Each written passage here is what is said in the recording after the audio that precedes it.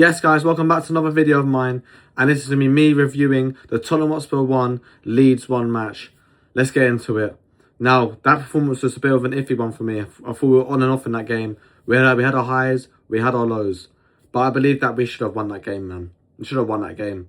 We were robbed, clearly robbed.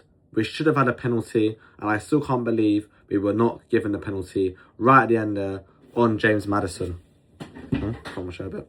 But yeah, I think that's an absolute disgrace by VAR, the PGMOL, whoever's in charge.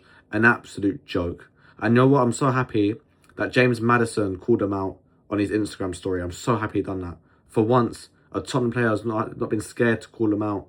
It's about time. Not one penalty all season has been given to us. Should have won against Brighton. Should have won last game against Leeds.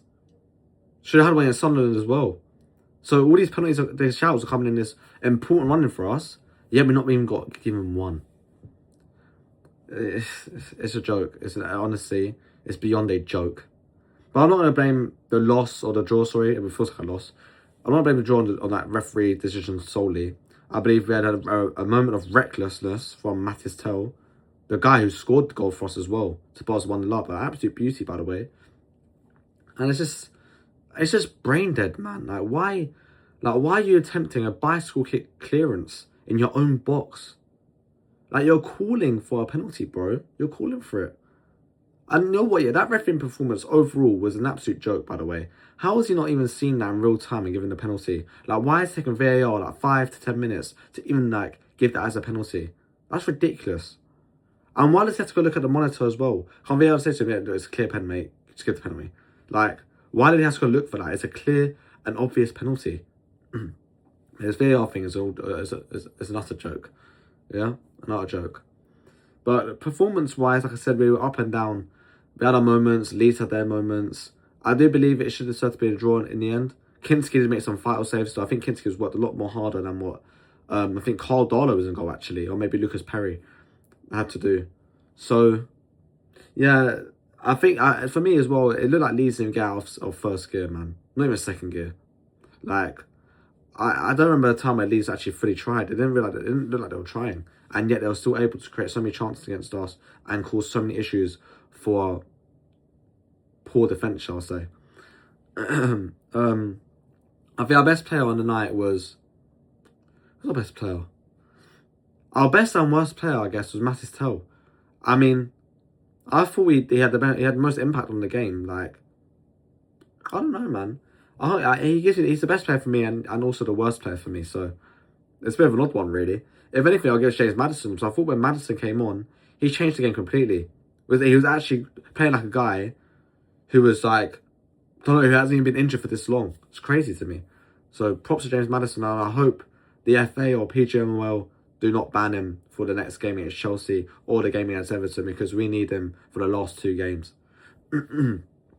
But yeah, it's frustrating that we drew that game because we had the chance, man. We had the golden ticket to go 4 points clear above the relegation zone with 2 games to go.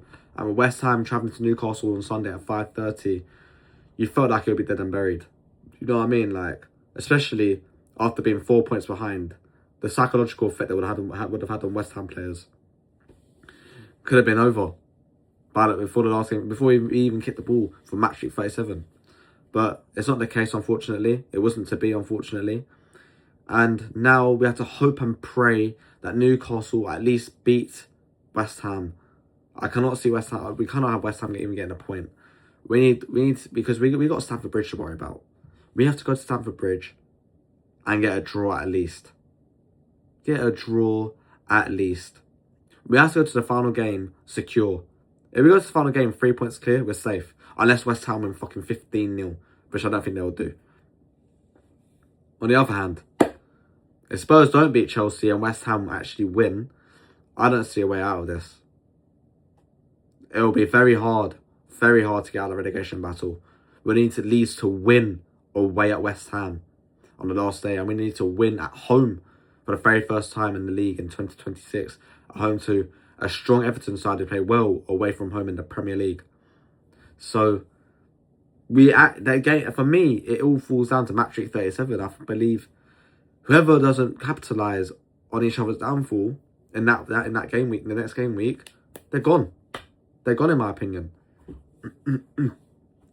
And we should be clear, man. We should have beaten Leeds, and we'll never be in this position in the first place, man. It's a joke. But yeah, there's not much else I can say on the game, really. I thought Leeds, like I said, Leeds did play really well, even though they get out first gear, which is quite embarrassing on our behalf, really. Like I said, I think the game did deserve to be a draw in the end, overall. I can't argue with that. I mean, it's just the way the club's going right now. We're definitely way too emotional. We score a goal, everyone gets gassed as a club, as a team. Like, as you expect in a relegation battle, how hard it's been for them this year. But they get too emotional. We concede one goal, and even the fans as well, like us fans, including myself, like we just get our heads to go down. We concede one goal, and we're like, oh, here we go again. Like, no, we need, especially for these last two games, if we go 1-0 down, 2-0 down, we need to be behind this, boys, no matter what. Get behind the team as much as we can. No, boo, if something goes bad, you know? You know what I mean? Like, get behind them. Because on that oohing and ahhing is going to help them. Especially how emotional they are. They can see one goal, you can see the body language out there. They collapse. They capitulate.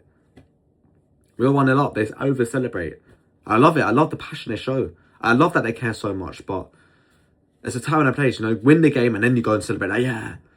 Not scoring goals and, like, I'm so over-celebrating. Like, the one I understand the most is Xavi Simons one against Brian. Because we were all calling out for that for so long. And he finally delivered.